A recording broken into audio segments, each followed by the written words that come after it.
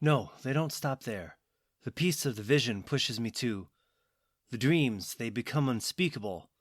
You are in them, Connor. I believe the visions come from this. George Washington, circa 1780s.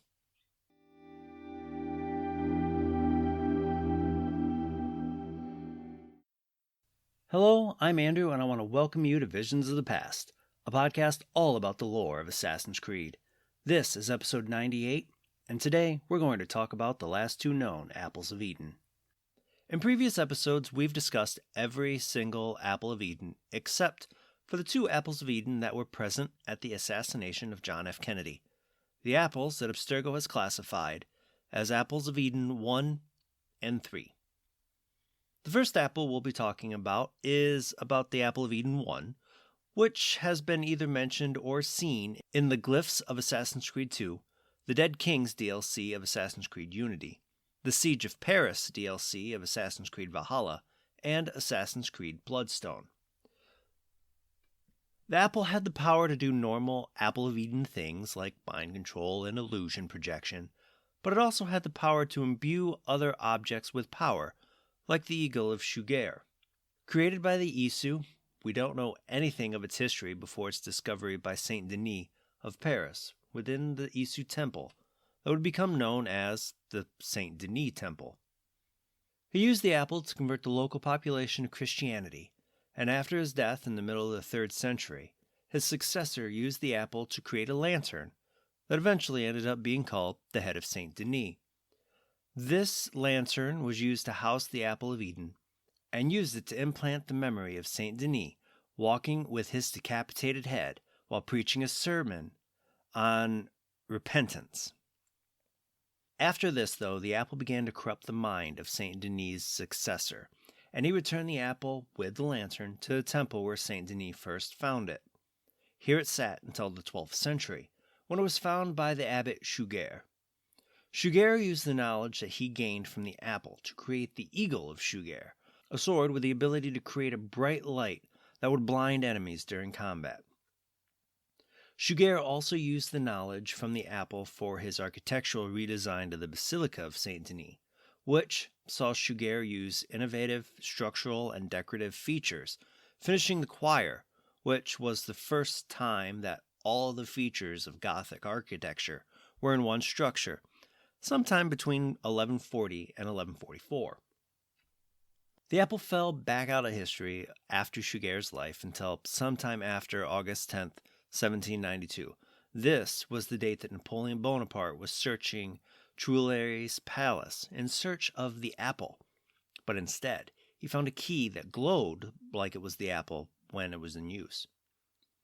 In August 1794, while Napoleon was officially under house arrest in Nice, he had a group led by Philippe Rose search the royal necropolis beneath the Basilica of Saint Denis to find the Isu temple that was also beneath the basilica. Disgraced assassin Arnaud Dorian beat Rose's men to the location of the Head of Saint Denis and used it to kill the men in his path while he escaped the necropolis. After Arnaud's escape from the necropolis, he separated the Apple of Eden from the Head of Saint Denis, keeping the head and passing along the apple to an assassin with the express instructions to give the apple to Al-Mualim in Cairo. The apple wouldn't stay in Egypt long, though, as Napoleon went on an expedition to Egypt in search of the apple, and when he found it in 1798, he returned to France and used it to gain power, eventually becoming the Emperor of the French. It is unknown how or when Napoleon no longer had control of the apple, but the next known person to hold this apple was magician and escape artist Harry Houdini. Harry, though, used the apple to embellish his escapes, making it look like he was doing all these elaborate and dangerous escapes that are still considered impossible today, when in reality they were illusions created by the Apple of Eden. Eventually, though, the Templars found out he was holding an Apple of Eden, and they had him killed. Officially, from peritonitis, from a ruptured appendix. And they retrieved the apple for themselves. This brings us up to the apple's part in the assassination of John F. Kennedy, but we'll discuss that specifically after we discuss the history of Apple of Eden 3. Much like Apple of Eden 1, Apple of Eden 3 hasn't been seen in a lot of places. First, of course, within the glyphs of Assassin's Creed 2, but also within the Tyranny of King Washington DLC of Assassin's Creed 3, and the comic Assassin's Creed Bloodstone. Built sometime in the Isu era, Apple of Eden 3 has the standard abilities of the other apples like illusion projection and mind control. This apple, though, also has been shown to project energy blasts, but it wasn't until the Freemasons brought the apple to the British colonies that it was first known to be active since its creation.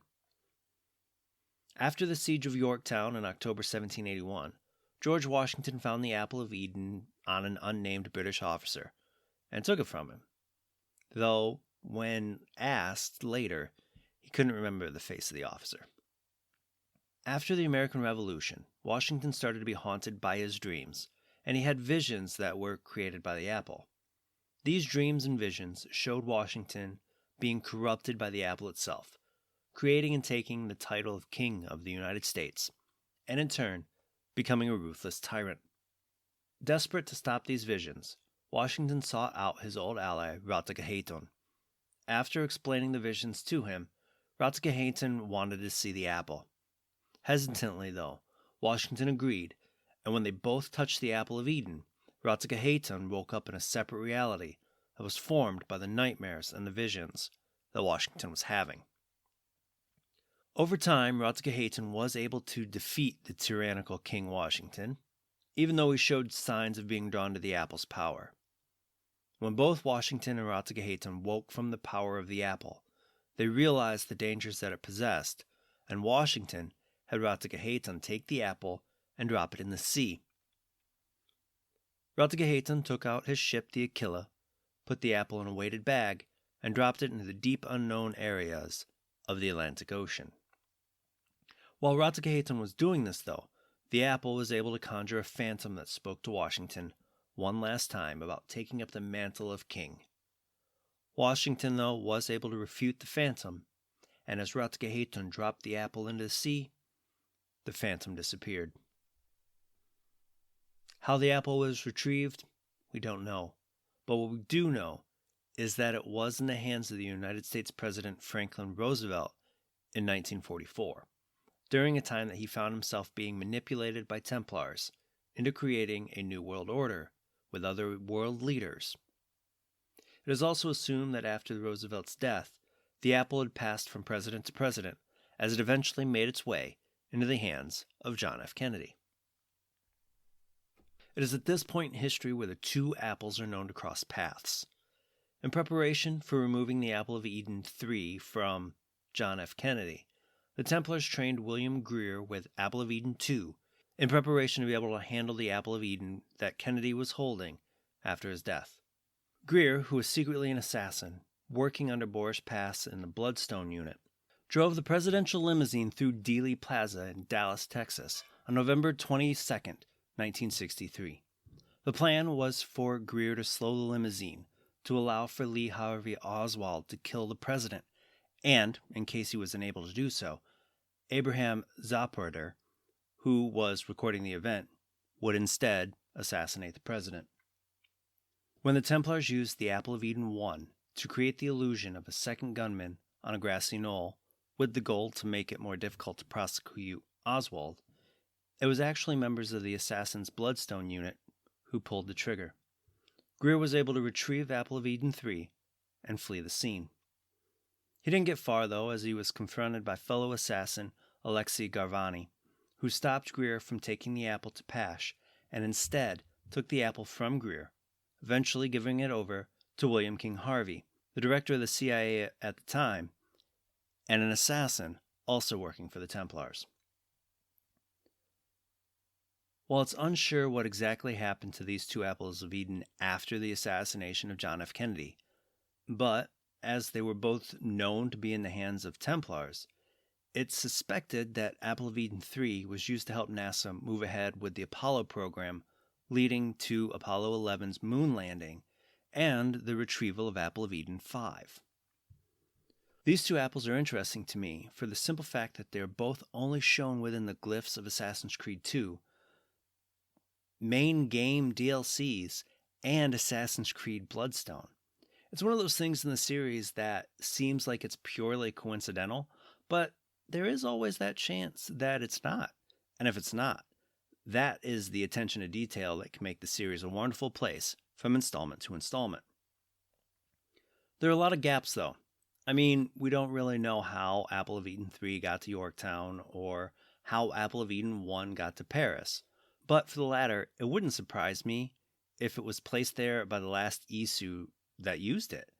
Apples of Eden are the quintessential pieces of Eden and are one of the most recognized pieces of iconography in the series. And with the history of them being used to control the human population during the Isu era, there are so many more stories and possibilities of other apples that we don't know about.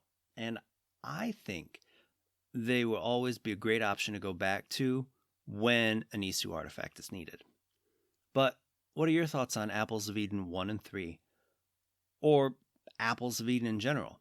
Let me know on Twitter at visions_AC.